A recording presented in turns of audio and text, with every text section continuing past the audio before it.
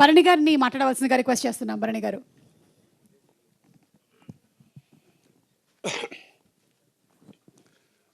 ETV అన్నా, ఈనాడన్నా మనకు రామోజీరావు గారు గుర్తొస్తారు. నాకు ఆయనకి అనుబంధం దాదాపు 40 ఏళ్ళ నుంచి ఉంది. చివరిసారి ఆయన కలవడం నా జీవితంలో, అంటే ఎప్పుడు కలిసినా ఒక ఇన్స్పిరేషనే. చివరిసారి కలిసినప్పుడు ఏంటంటే, నేను ఒక జర్నలిస్ట్ వేషం వేసుకున్నాను. జుట్టంతా చెదిరిపోయి, బట్టలు చిరిగిపోయి అలా ఉంది. కానీ పొద్దున్నే పర్మిషన్ తీసుకున్నా, రామోజీరావు గారిని కలవచ్చా అని. లంచ్ టైంలో రమ్మన్నారు. మళ్ళీ గెటప్ మార్చుకోవడం కష్టం అని చెప్పి నేను వెళ్ళా ఆయన దగ్గరికి. వచ్చారు. రాగానే ఏమనుకోకండి సార్, ఇది ఒక ఫ్రస్ట్రేటెడ్ జర్నలిస్ట్ గెటప్ అన్న. ఆయన జర్నలిస్ట్ అందరూ ఫ్రస్ట్రేషన్లోనే ఉంటున్నారులేండి అన్నాడు. సమయస్ఫూర్తి. తర్వాత సార్ మీకు ఈ పిల్లి గడ్డం లాగా పెట్టారు, బాగుంది సార్ అన్న. గడ్డంది ఏముందండి, నేను బాగాలేను అన్నాడు ఆయన. చిక్కుమంది నాకు.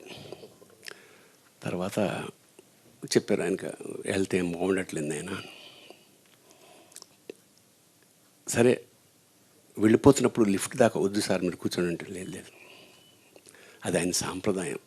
లిఫ్ట్కి ఎక్కాక సార్ మీరు అంత మాట అనకూడదు సార్, మా ఆయుష్ పోసుకుని మీరు ఉండాలి, మీలాంటి వాళ్ళు అవసరం, దేశానికి అవసరం అని. ఏం మాట్లాడుతున్నారు భరణి గారు, నేను అన్ని కార్యక్రమాలకి అరేంజ్ చేసేసుకున్నాను. నాకు ఆ లిఫ్ట్ దిగిపోతుంది. నాకు అంత అంటే చిరస్మరణీయుడు గాడు, ఎంత గొప్ప మనిషి అంటే అలాంటి. ఆ తర్వాత ఆయన ఆశయం ఎంత గొప్పదంటే, సతతం ఎల్లకాలం శాశ్వతంగా ఆయన ఆశయాలు ఉంటాయని మనస్ఫూర్తిగా నమ్ముతూ, నెక్స్ట్ మా ఇందాక మనవాడు అనిల్, రవి చెప్తున్నట్టు అందరికీ ఏజ్ పెరుగుతూ ఉంటే రాఘవేంద్ర వారికి వెనక్కెడుతూ ఉంటుంది. ఆయనతో పరిచయం నిజంగా నా సౌభాగ్యం. ఇప్పుడు మల్లెలు పోసిన పల్లకిలో ఊరేగుతున్నట్టు ఉంటుంది ఆయనతో పెడుతుంటే. ఎంత రైటర్ కానీ, డైరెక్టర్ కానీ, యాక్టర్ కానీ ఎంత ఎంజాయ్ చేయొచ్చో. కేవలం ఆయన ఉన్నాడంటే నాకు ఎట్టి పరిస్థితుల్లో, యాక్చువల్గా ఇవాళ నాకు వేరే పని ఉంది కానీ ఆయన స్వయంగా ఫోన్ చేసేటప్పటికి ఇంకా కాదనలేకపోయాను. ఇక ఈటీవీ చాలా గొప్ప వేదిక ఇది. ఎందుకంటే పూర్వం షార్ట్ ఫిల్మ్స్ అనేవి ఒక ట్రెండ్గా మొదలైందన్నమాట. అంటే విజిటింగ్ కార్డ్ ప్రొడక్షన్స్, అంటే నేను ఇది చేయగలను అని. కాకపోతే అంత సక్సెస్ఫుల్ కాలేదు. లక్షలాది మంది షార్ట్ ఫిల్మ్స్ చేస్తున్నారు.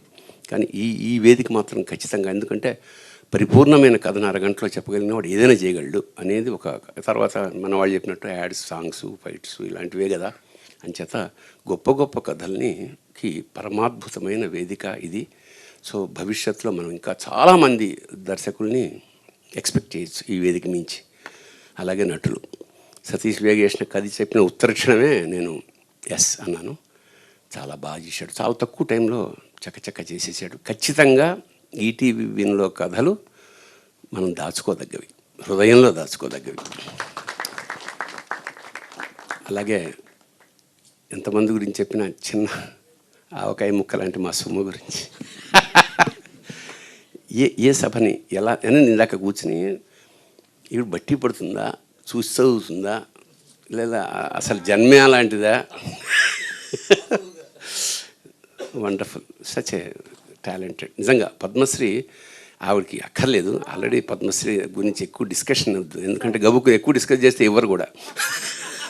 అంచేత అంతకన్నా హృదయాల్లో నిలిచిపోయిన మా సుమని నిజంగా ఆశీస్సులు అందిస్తూ శుభం భూయాత్. All the best. God bless you.